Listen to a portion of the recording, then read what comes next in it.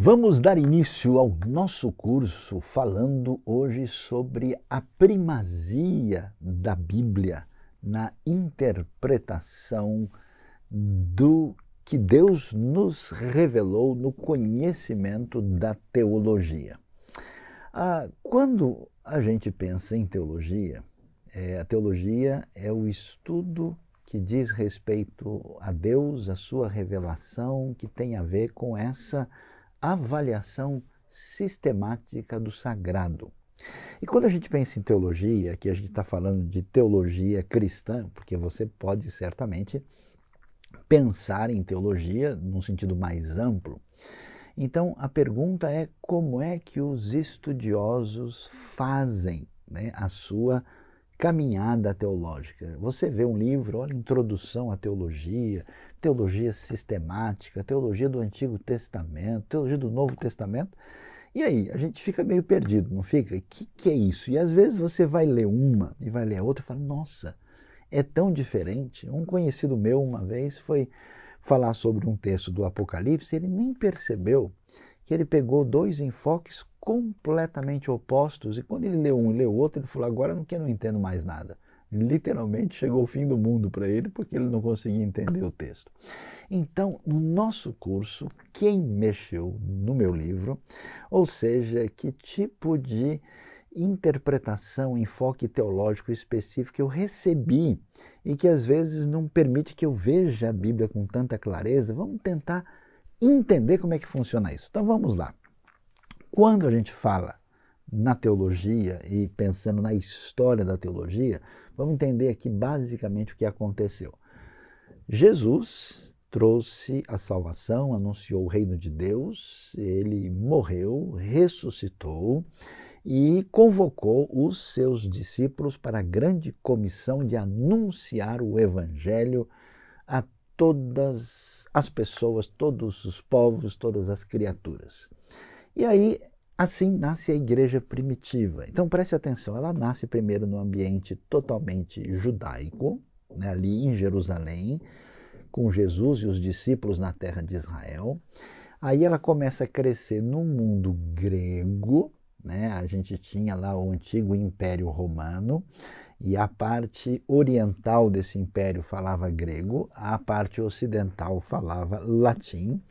E esse evangelho, então, cresce no mundo grego, depois vai crescer no mundo latino, e depois ele vai se expandir para os outros povos, vai mudar a história e a face da Europa, e vai, consequentemente, crescer na direção de uma série de outros caminhos, povos aí, estando presente hoje no mundo todo. Nesse caminho do crescimento, da expansão da fé cristã, surgiu a tentativa, então, de explicar a fé e tentar compreender as coisas de uma maneira, assim, coerente, razoável, dando origem ao estudo da teologia, que é exatamente essa sistematização daquilo que Deus deixou para nós. E quando a gente pensa nesse estudo, como é que historicamente tem sido feito aqui essa tarefa da teologia? A gente tem 4 elementos que aparecem aqui na hora de compor a teologia. Um, claro, é a própria Escritura Sagrada, a Bíblia, com os seus livros do Antigo e do Novo Testamento. Existe o que a gente chama de um consenso cristão, que a Bíblia é palavra de Deus, que ela é inspirada pelo Espírito Santo e ela é o que a gente chama de uma revelação específica de Deus, que é, inclusive, normativa e é referência, uma expressão que fala muito sobre a realidade da Bíblia é que ela é a nossa regra de fé e prática, ela é a nossa referência, a nossa diretriz, o nosso paradigma. Mas na hora de compor a teologia, a coisa não fica somente com o uso do texto bíblico. Por quê? Porque na hora de fazer a teologia, a gente está indo além da prática da espiritualidade. A gente usa o quê? A razão, o entendimento. A teologia, por definição, é um estudo Então, por exemplo, quando o evangelho chega no mundo grego e vai encontrar as escolas de filosofia daquele mundo, como é o caso, por exemplo, de Aristóteles e de Platão, então eles vão pensar como é que a razão, o entendimento humano pode, lendo a Bíblia, explicar mais adequadamente essa questão que envolve o sagrado. Aí você vai dizer, mas o professor Simon, mas isso é óbvio. Olha, não é. Você sabe que tem grupos cristãos na história que disseram o seguinte, olha, a gente não vai usar a razão. Vamos só pensar com a fé e com o coração, e eles fugiram completamente da tarefa de usar o entendimento para lidar com a Bíblia. Eu conheci grupos, inclusive, que eles nem liam, nem estudavam a Bíblia. Eles faziam como se fosse uma oração, repetindo o texto bíblico como se pudesse meio que, talvez assim, achar algum tipo de energia espiritual ali. A teologia é uma proposta diferente. A gente envolve as Escrituras e a razão. Mas a questão é a seguinte: quando a gente faz teologia, a gente não faz sozinho, a gente não está e não pode pensar em reinventar a roda. Quer dizer que antes de você, antes de mim, no século agora 21, no século 20, no passado, outras pessoas da história da igreja, eles fizeram esse trabalho de avaliar, de estudar, de pensar sobre o texto bíblico. E aí o que a gente tem? A gente tem o que a gente chama de tradição da igreja. A tradição aqui num bom sentido da palavra, que significa o que os estudiosos, que os teólogos, os pensadores do passado disseram, por exemplo, sobre a humanidade e a divindade de Jesus.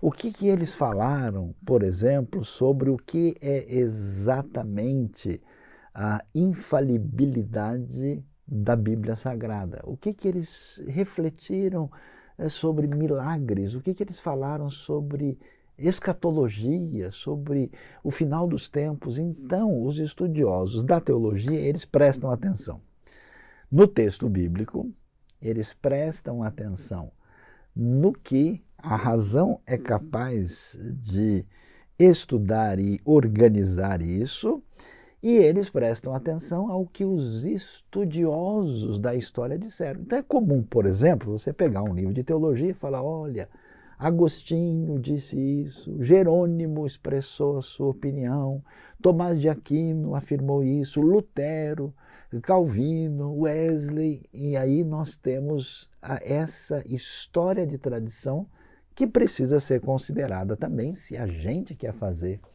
um estudo da teologia. Aí a gente já começa a levantar a lebre, né? Será que nesse caminho de estudo da teologia alguém, mais do que explicar, mexeu no meu livro?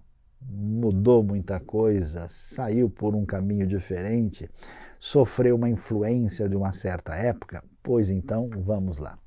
Agora, a Bíblia tem muita coisa que a gente sabe. Quando lê o texto, a gente já percebe que aquilo não é só uma teoria.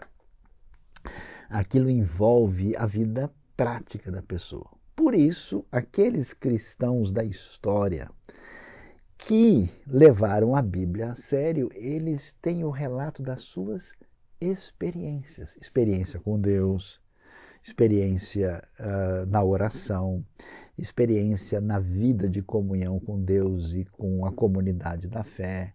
Eles também implantaram um jeito de ser igreja. E a pergunta é, tem lugar na teologia também para a experiência? E olha, a resposta é sim.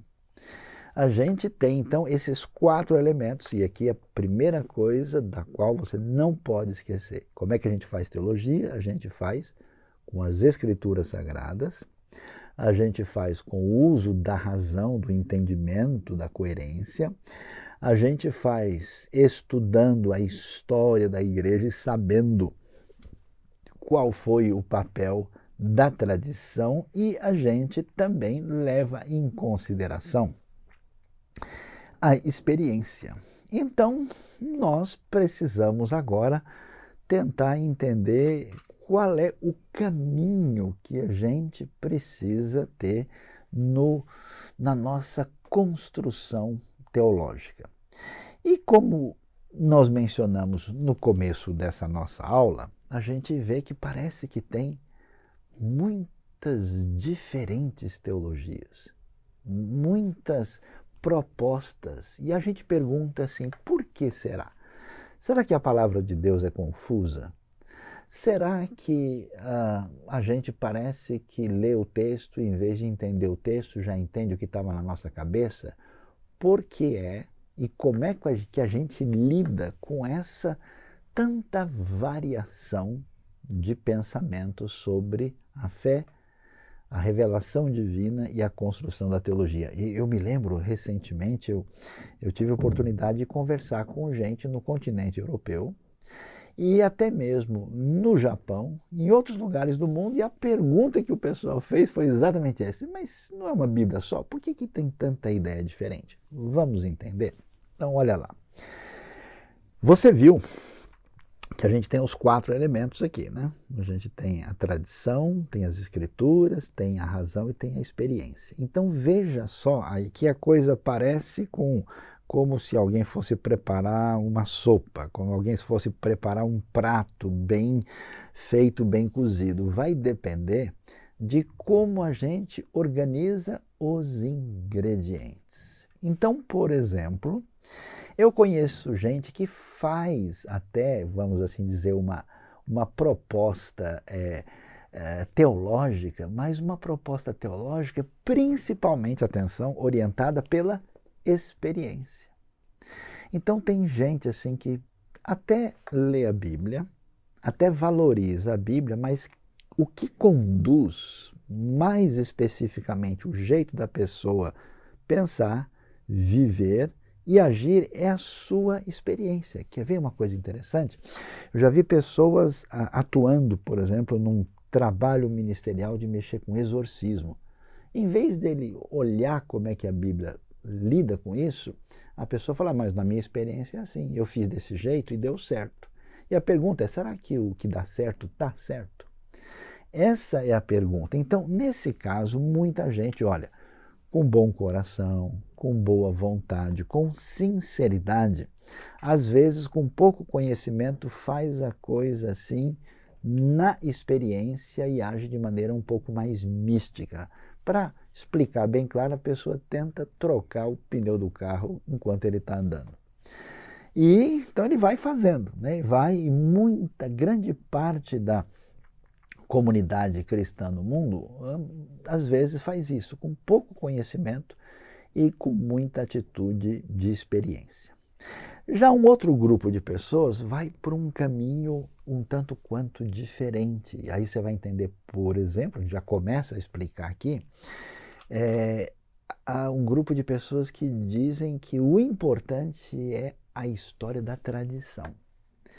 Porque essas pessoas dizem o seguinte: nós estamos numa caminhada histórica de entendimento a respeito de Deus, e essa caminhada histórica é tão preciosa que a interpretação dos principais doutores da igreja ela é fundamental para o nosso entendimento teológico. E olha que coisa interessante, e você vai perceber, por exemplo, na tradição católico-romana e até mesmo, em grande parte, a tradição da Igreja Ortodoxa, o papel da tradição é muito maior do que no contexto protestante e evangélico. Né? Então, o que acontece? Se entende que o agir divino com a revelação da sua vontade, ele não encerrou de maneira completa nas Escrituras, que as coisas que acontecem posteriormente têm tanto valor quanto a Escritura. E aí você vai ver, por exemplo, a tradição católica vai dizer frases assim um tanto quanto reveladoras do seu pensamento, quando ela diz, por exemplo, que fora da igreja não há salvação. Quando ela vai dizer que o magistério da igreja tem uma prioridade muito significativa, de modo que na tradição católica, por exemplo, teológica, né, A tradição histórica tem tanta importância e valor quanto as escrituras sagradas. Então você vai ver por que, que essa perspectiva é diferente, porque ela parte de um pressuposto diferente. Agora, existe uma caminhada também que vai na direção de dizer para a gente que a teologia precisa ser principalmente orientada pela razão, pelo entendimento, pelo exercício da nossa compreensão do texto. E aí a gente começa a entender por que, que a teologia vai ter uma diferença fundamental quando a gente diz que existe, você já deve ter visto isso, né, um livro chamado Teologia Sistemática. Por que, que ela é sistemática? Porque essa teologia, ela entende que existem algumas categorias fundamentais que são preponderantes, sobre as quais nós devemos descobrir qual que é a definição da parte de Deus para nós. Então ela organiza esse conteúdo da revelação divina e organiza isso em caixas, né? E ela então estrutura isso. Nessa teologia sistemática, um outro fator que é importante aqui, ela pode considerar também o que a gente chama de teologia natural. Quer dizer, não olha só para as escrituras com a razão, mas também olha para a realidade à nossa volta. Então, existe até a possibilidade de alguém escrever um livro inteiro só sobre teologia natural. Quer dizer, o que o ser humano é capaz de descobrir sobre Deus, independentemente da escritura, só com o raciocínio e o entendimento. Então, o que acontece? As teologias sistemáticas, ou, se a gente preferir, às vezes dogmáticas, elas se organizam na caminhada da história a partir de uma maneira específica de pensar. Agora a gente começa a entender um pouquinho das coisas, tá vendo? Olha que coisa interessante. Você vê o movimento de Jesus, né, com os apóstolos, o anúncio do evangelho, e esse evangelho chega no mundo grego. O mundo grego gostava de filosofia, ou povo animado para pensar.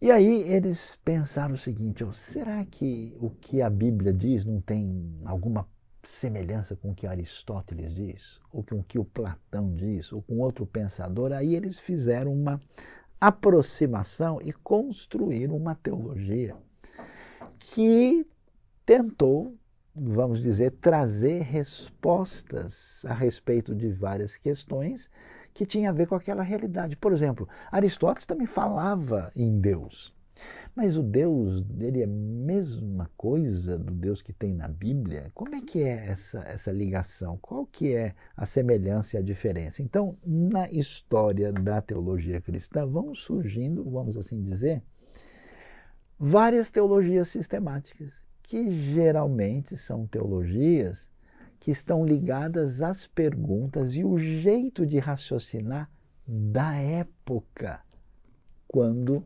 elas, vamos assim dizer, emergiram. E aí então você tem, por exemplo, uma teologia clássica que surge aí nesse período, né, greco-romano, começando com a patrística, prosseguindo para antiga Idade Média, vai ter muito a ver com a teologia que vai ser utilizada na Igreja Ortodoxa, na Igreja Latina Antiga, e que desemboca na teologia medieval. Quer dizer, o jeito de dividir a revelação, de colocar aquilo que é importante, o que não é importante, as perguntas levantadas têm a ver com essa característica de raciocínio, de pensamento, de filosofia dessa época específica. Quando a gente chega em tempos mais modernos, a gente sabe, né, que a história do pensamento mostra para a gente que as coisas mudaram. O homem antigo, né, do mundo grego e até do mundo latino, ele estava preocupado com o quê? De descobrir a essência das coisas. Ele estava interessado assim numa discussão metafísica, né, numa discussão sobre aquilo que é o princípio de todas as coisas. As questões que envolviam cosmologia e metafísica eram as principais. Quando a gente chega no mundo depois da Idade Média, a coisa muda. A gente vai ver que a preocupação agora, qual é o papel da razão? Qual é o papel da razão para definir o que é um conhecimento válido e o conhecimento não válido? E aí o que acontece? As teologias que vão surgir nesse período mais recente, nos últimos 500 anos, elas começam com essa ênfase. Alguém falou assim, olha, você já ouviu falar de uma teologia muito liberal? E eu falo, mas liberal em que sentido? Uma teologia que questiona, por exemplo, se teve milagres, que não aceita muito bem a história bíblica, que tem uma série de perguntas. Por que é que essa teologia surgiu? Ela não surgiu, não podia surgir na Idade Média.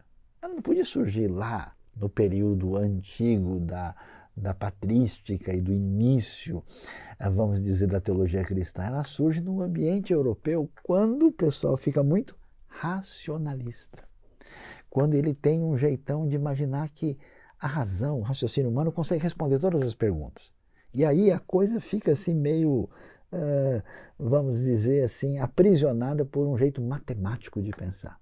E aí quando você ouve Moisés abrir o Mar Vermelho, Jesus andou em cima das águas, Lázaro ressuscitou e tenta colocar isso na matemática e na razão mais imediata, você fala, não, peraí, essa história eu não entendi direito. E então surge uma teologia muito influenciada por esse tipo de pensamento. E essas teologias vão mudando o seu jeito de raciocinar por causa da maneira como a razão trabalha as questões que devem ser discutidas quando a gente fala a respeito da revelação de Deus. Então a gente agora entende o seguinte, que uma teologia que surge, ela é fruto da sua época, de um tipo de filosofia, de entendimento da realidade, e ela, de certa forma, é filha do seu tempo. Então você vai ver a teologia sistemática mais racionalista e de perfil liberal ou muito conservadora, querendo colocar a Bíblia toda numa caixinha matemática, ou uma teologia que depois entende que a razão não está com essa bola toda, então ela começa a se tornar mais, por exemplo, preocupada com a história ou preocupada com o significado da vida. Surgem pensamentos diferentes, mas preste atenção. Agora precisamos entender bem direitinho isso. A teologia sistemática sempre vai nos apresentar uma ideia que é a seguinte: nós temos as caixas prontas nas quais nós vamos colocar aquilo que Deus nos apresenta na sua revelação. Para a gente entender isso, ficar bem claro, vou dar um exemplo assim, é como se a gente estivesse num grande mercado. E lá no mercado tem vários tipos de frutas. Tem uva, maracujá, tem goiaba, laranja, jaca, melancia. E aí a abordagem sistemática chega com as caixas. As caixas prontas são essas. Deus funciona desse jeito.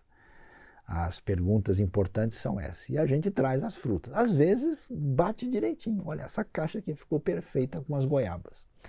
Entraram, deu direitinho. Olha, beleza, ficou excelente. Mas às vezes, a fruta é muito grande, não cabe na caixa. E o que a gente vai fazer? Bom, a gente aperta a melancia, ou arrebenta a melancia, ou quebra a caixa. Não interessa, a gente tem que funcionar assim. Por exemplo, eu conheço gente que quando vai pensar nos mistérios da teologia, a Bíblia fala, por exemplo, que Jesus é divino e Jesus é humano. Como é que a gente explica isso racionalmente? A gente não consegue. A razão não explica tudo o que aparece na revelação. Você vai ver que Deus é um só, mas existe claramente o Pai, o Filho e o Espírito Santo. Como é que eu encaixo isso de maneira simples? Não encaixa de maneira simples. Aí o pessoal não consegue encaixar, o que faz? Bagunça tudo. Aí complica ou quebra a caixa ou arrebenta a fruta. É mais ou menos assim. E às vezes acontece uma coisa interessante, A pessoa pega, vamos dizer, um monte de jabuticaba ou de uva, bota na caixa e cai tudo pelo fundo, porque não cabe lá. Então, os modelos sistemáticos são interessantes, eles são válidos, eles são importantes, eles marcam uma época, eles têm a ver com uma série de situações valiosas, mas eles têm o seu limite, o seu valor, e a gente precisa considerar isso quando a gente pensa em fazer teologia. E aí a gente pergunta, então, peraí, se alguém pode construir a teologia, principalmente dando valor à história e à tradição, se alguém pode construir a teologia dando valor principalmente à experiência, ou principalmente à razão, ou uma escola de filosofia específica, como é que fica então se a gente pensar no que a gente pode chamar de primazia da Bíblia na construção da teologia? Então, o que a gente precisa agora é entender a importância do que nós conhecemos como teologia bíblica. O que é teologia bíblica? A teologia bíblica é a tentativa de entender as Escrituras, a revelação de Deus, sem colocar caixas e tentando entender o texto bíblico a partir dele mesmo. É como se a gente voltasse lá para o nosso mercado e fosse pegar as frutas para poder organizar tudo direitinho, e em vez de colocar caixa, a gente fala, não, peraí, vamos separar aqui, ó, põe uva com uva, melancia com melancia, manga com manga, abacate com abacate. A gente faz uma organização das coisas a partir de um modelo orgânico de pensamento. A gente vai tentar ver qual que é a lógica desse texto bíblico, qual é a maneira dele colocar essas coisas que são prioridade para o texto. Então é interessante que quando você avalia uma teologia sistemática, ela apresenta algumas questões consideradas muito importantes. Na teologia bíblica, você vai ver, tem outros temas que são importantes, e a abordagem que a gente tem é diferente.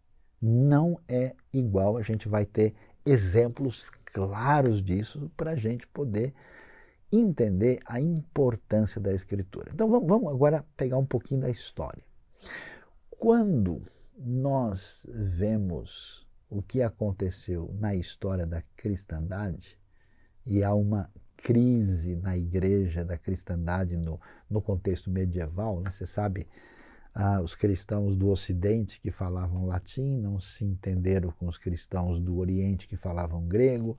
Houve uma separação entre católicos e ortodoxos em 1054, né? Trazendo aí a separação e distinção das duas tradições.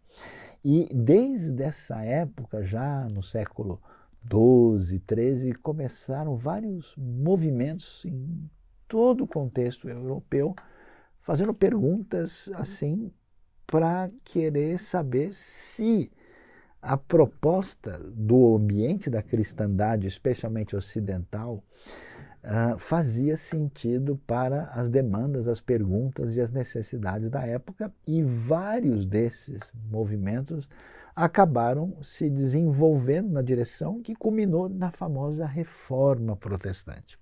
E o que aconteceu?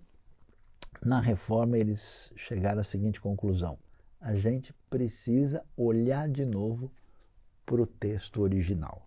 Por isso, uma das coisas que ficou muito clara nessa ênfase da Reforma é o que a gente chama de sola scriptura, ou seja, a Bíblia é a referência. Então, se a gente tem uma grande elaboração racional, filosófica, tem sua importância e o valor. Se a gente vê como é que vai ser a prática e a experiência, isso também tem o seu valor. Se a gente está pensando na história da tradição, ela tem o seu valor, mas onde é que está a raiz da coisa? Qual que é a mina de água? Porque assim, a água saiu e está passando pelos canos, chegou aqui, mas qual que é a água pura original? De onde veio? E aí surge o que a gente vai chamar de prioridade das Escrituras. E isso começa a tomar fôlego, porque antigamente, nessa época, por exemplo, o pessoal Assim, só quem tinha muita erudição e cultura ia lá e lia a Bíblia em latim, né, que era a língua que o povão não falava, né? E lia a tradução feita pelo Jerônimo no século IV depois de Cristo, mas assim a maneira de lidar com o texto bíblico era bastante limitada. Aí o que acontece? Nesse momento surge um movimento de traduzir a Bíblia para a língua do povo comum e de estudar mesmo o que é que ela estava dizendo. Então surge um aprofundamento de conhecimento bíblico, especialmente no ambiente onde a reforma luterana e a reforma calvinista se estabeleceram, e aí começa um caminho de estudar a Bíblia a partir dela mesma. E olha que coisa interessante, olha, nunca existiu uma chamada teologia bíblica até o século XVIII, numa cidadezinha alemã chamada Altdorf, em 1787, um estudioso chamado Johannes Gabler, ele foi o primeiro que se tem notícia que numa palestra técnica ele falou, pessoal, olha, a gente tem que entender que a teologia sistemática e dogmática é uma coisa e a teologia bíblica é outra coisa. Então, para a gente entender, eu vou explicar com bastante clareza. A teologia bíblica, ela se define basicamente a partir da sua distinção em relação à teologia sistemática e até mesmo em relação ao que a gente chama de fenomenologia ou história das religiões. A proposta da teologia bíblica é construir uma teologia a partir do texto das Escrituras, de maneira que a gente chama indutiva, sem depender de categorias definidas pela sistemática ou pela dogmática. O que significa isso exatamente na prática? Como é que a gente entende o que isso quer dizer? Quer dizer o seguinte, quando eu vou para a Bíblia, eu preciso colocar de lado tudo que a filosofia levantou, tudo que as categorias assim filosóficas e sistemáticas apresentaram, e eu preciso ler o texto e ver o que o texto está querendo dizer para mim. Então, por exemplo, quando eu leio o livro de Gênesis, tem alguns assuntos lá que nunca vão aparecer numa teologia sistemática. Quer ver uma coisa interessante? O livro de Gênesis sempre enfatiza que Deus escolhe o filho mais novo. Como é que você vai encontrar isso numa teologia sistemática? O livro de Gênesis enfatiza genealogias. O livro de Gênesis enfatiza por uma expressão muito interessante chamada estas são as gerações, eletolot. No livro, isso é importante, na história dos patriarcas, nós temos alguns temas que aparecem lá e que não são preocupação propriamente de uma teologia sistemática, mas são muito importantes e fazem parte dessa teologia bíblica. A gente vai ver, por exemplo, o livro de Êxodo. O livro de Êxodo ele apresenta para nós, se você for prestar atenção, você vai ver que o tema geral que aparece em Êxodo é a presença de Deus. Uma presença que se manifesta como libertadora, depois ela aparece como uma presença que é orientadora, já que Deus dirige o povo pelo deserto, saindo do Egito, e depois uma presença exigente, que estabelece a necessidade do culto e da maneira como a gente vai se comportar diante do Deus da aliança. A teologia sistemática, por exemplo, sempre vai fazer perguntas para a gente como é que a gente pode provar a existência de Deus. Quais são os argumentos? A teologia bíblica nunca se preocupou com isso. Aliás, não tem nenhum texto na Bíblia tentando provar a existência de Deus. A teologia bíblica entende que a ideia da existência de Deus ela é inerente ao ser humano. É desnecessário tentar prová-lo porque ela é evidente por si só. Então você percebe, é uma abordagem diferente. Na Bíblia tem temas como a importância do choro, do lamento, da sexualidade, das nossas emoções, da esperança, que são elementos que não são assim abstratos e que são ricos e importantes e que precisam ser estudados e trabalhados. Então a gente precisa aqui fazer esse exercício agora de quê? De ler e estudar a Bíblia a partir dela mesma. A arte de lidar com o texto bíblico, a gente chama isso de exegese. O que é exegese? Exegese é o estudo de um texto para tentar entender esse texto a partir do seu sentido original. Então, para fazer exegese de um texto, do que é que eu preciso? Eu preciso conhecer a língua original, eu preciso saber quem foi que escreveu, para quem escreveu, em que ocasião, com que tipo de literatura, qual foi o propósito disso e qual era o contexto histórico e cultural onde isso se deu. Então, esse estudo exegético, que começa assim, né, com força cada vez maior desde a Reforma, mais intensamente, ele é um estudo que permite a gente, de fato, chegar mais perto do entendimento dessa fonte do texto bíblico em si. Então, o trabalho da teologia bíblica é exatamente um caminho nessa direção, né? Que a gente pega o quê? O texto e acaba entendendo qual que é o seu sentido, qual que é a sua lógica, e é como quem vai montando, por exemplo, um quebra-cabeça, né? A gente acha uma peça, acha outra peça e vai montando. A teologia sistemática, ela já tem as suas perguntas e a sua direção, e ela vai discutir temas como, por exemplo, a doutrina do pecado, a martiologia, onde que a Bíblia fala sobre isso, a angelologia, onde é que fala sobre os anjos e como é que é essa história. Ela vai falar sobre a cristologia, né, sobre teologia propriamente dita, a doutrina da Trindade. Então elas são complementares, mas como pessoas que entendem a centralidade das Escrituras, nós devemos enfatizar a teologia bíblica e a primazia das Escrituras. Veja só para a gente entender bem como é que a gente percebe bem a diferença entre as duas. Na teologia sistemática, por exemplo, você pega uma teologia aí do autores conhecidos, né? Vai pegar lá o Berkhof, vai pegar um estudioso como Wayne Grudem, vai pegar uma sistemática assim, mais comum e tradicional, você vai estudar escatologia. Quando você abre na escatologia, você vai ouvir as seguintes elaborações teológicas.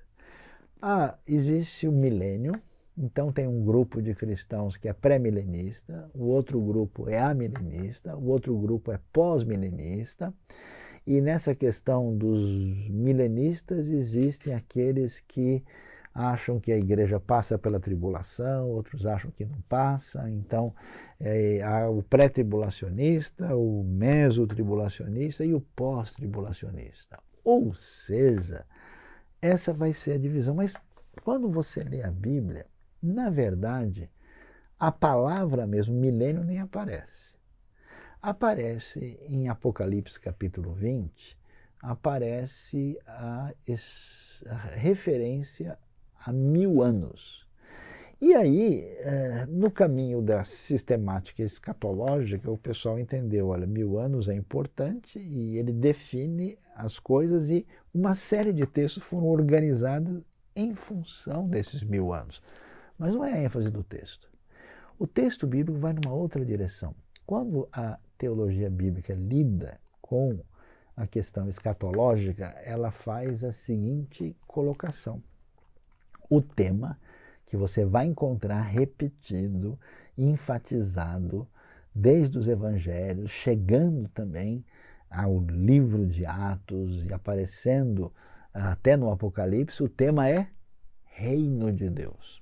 Esse é o assunto. João Batista chega anunciando que o reino de Deus está aí.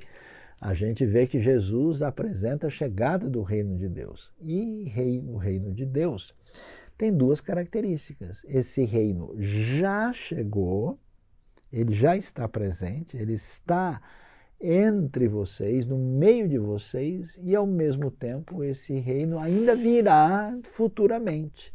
Isso significa que nós temos o que a gente chama de uma tensão dialética entre o reino que já veio e o reino que vai chegar. Ou seja, a discussão de milênio não é um elemento textual. Não aparece, não é preocupação de nenhuma carta de Paulo, de nenhuma discussão teológica. Ou seja, falando português bem claro, a pegada é outra. Então, nesse aspecto, quando a gente estuda o texto bíblico com essa caminhada, que é uma caminhada propriamente exegética, e essa exegese, a macroexegese, constrói essa teologia bíblica que vai descobrir quais são os temas, os assuntos, as questões predominantes de cada livro que aparece nas Escrituras. E aí a gente tem mais uma caminhada importante nessa história. A gente vai ver em breve, na nossa próxima aula, os desdobramentos mais claros, né? Então, por que que tem, né, essa tradição evangélica aqui? Por que que tem a outra tradição? Por que que existe essa escola de pensamento? Você tem, por exemplo, gente que prefere ser compreendido como calvinista, você tem gente que prefere se entender como arminiano, você tem gente que prefere se entender como muito conservador e fundamentalista, tem outro que prefere se entender como liberal, tem outros que preferem ser entendidos de maneira a defender uma teologia mais mística. E onde e por que existem essas divisões, a gente vai entender na nossa caminhada, mas o que é importante perceber? Se eu quero e devo fazer esse caminho de priorizar as Escrituras na construção da teologia, vale a experiência? Vale, mas só se ela é referendada pela Escritura. Não dá para fazer separado. É necessário e importante usar a razão? Sim, mas submissa às Escrituras. E se a Escritura falar um negócio que a razão não acompanha? Então a razão não alcança aquilo. Eu não posso julgar a Escritura a partir de uma visão racionalista das coisas.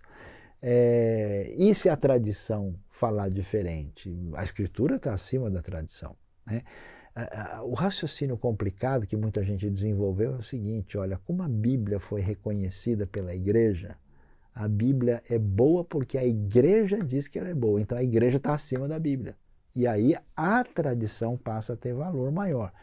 Mas não podemos pensar assim, porque a autoridade de Jesus e dos apóstolos e dos profetas está no texto revelado. Dessa maneira, esse texto é que legitima a igreja. Não é a Bíblia que precisa da referência da igreja para ver qual parte dela está melhor, qual que não está. É o contrário, é a igreja que a gente vai ver se ela está boa ou não, se ela se conforma à revelação de Deus. Então, nesse sentido, uma teologia saudável é uma teologia que bebe da palavra de Deus, que percebe isso. E para isso a gente precisa crescer, né, no conhecimento exegético e na hermenêutica. O que é hermenêutica? Hermenêutica é a arte da interpretação do texto bíblico. Existem algumas regras gerais que, aliás, não se aplicam só à Bíblia, são regras de entendimento, né, do que nós lemos. E nessas regras a gente tem algumas coisas fundamentais que nós vamos abordar, né, no nosso curso, mas, por exemplo, se eu quero entender o texto bíblico, eu preciso saber o que foi que Paulo quis dizer quando ele mandou a carta aos Tessalonicenses. Então, jamais um texto bíblico vai significar alguma coisa que o autor não quis dizer. Então, eu tenho que fazer um esforço usando ferramentas adequadas para pensar comigo, peraí, o que foi que o Amós quis dizer quando ele falou isso aqui?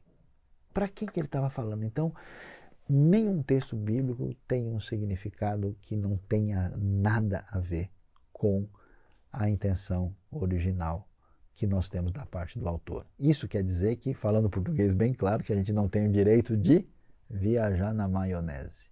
de pegar, ler um texto e falar, eu li esse texto, eu senti que é assim. Não, não pode, assim não. Você sente depois, primeiro você entende, que aí a coisa complica, né?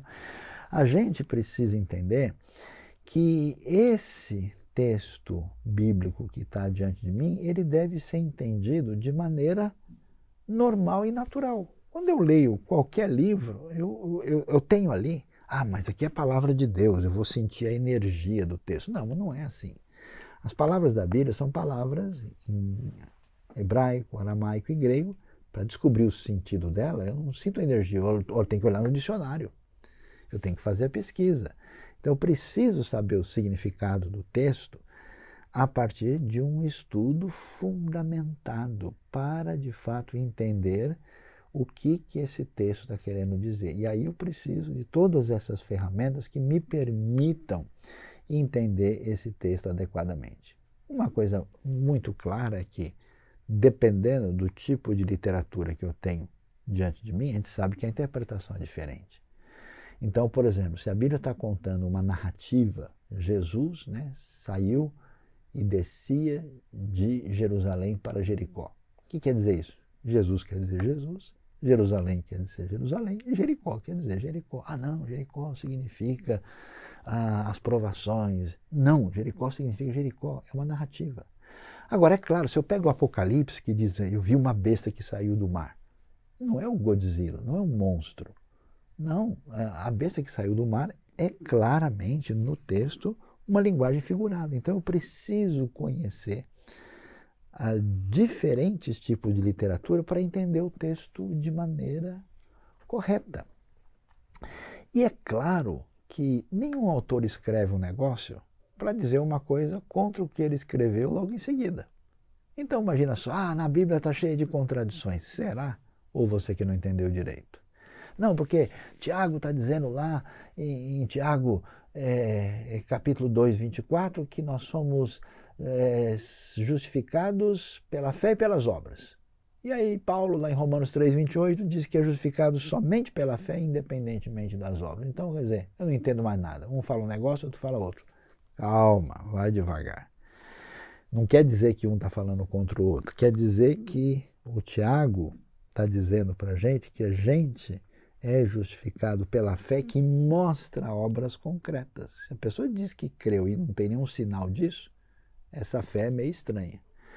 E o que Paulo está dizendo em Romanos 3 é que a pessoa é justificada independentemente das obras da lei, que era a tentativa legalista de praticar certos preceitos com a intenção de comprar a Deus dentro de uma proposta legalista que existia em muitos religiosos. Então, na verdade, as obras da fé é que são o resultado de uma crença verdadeira.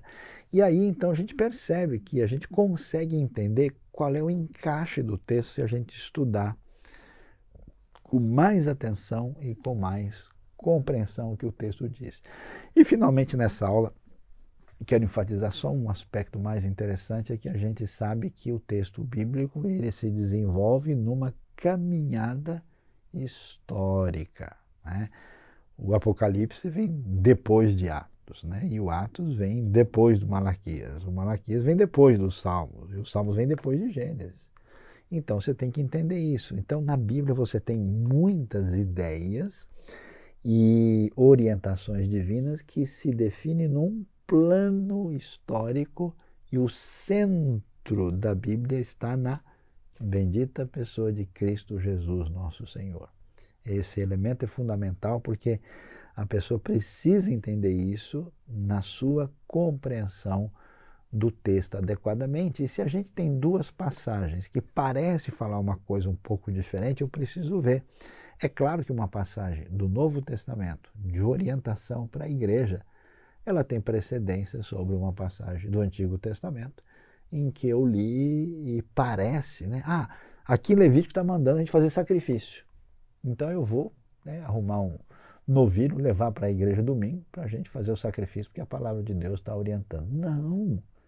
Porque quando você lê Hebreus vai dizer que essas coisas eram sombra de uma realidade que se cumpriu no sacrifício perfeito em Cristo Jesus. Então, Não se esqueça, terminamos a nossa primeira aula, a importância da teologia bíblica, a primazia da Bíblia na construção teológica, no nosso curso aqui, Quem Mexeu no Meu Livro.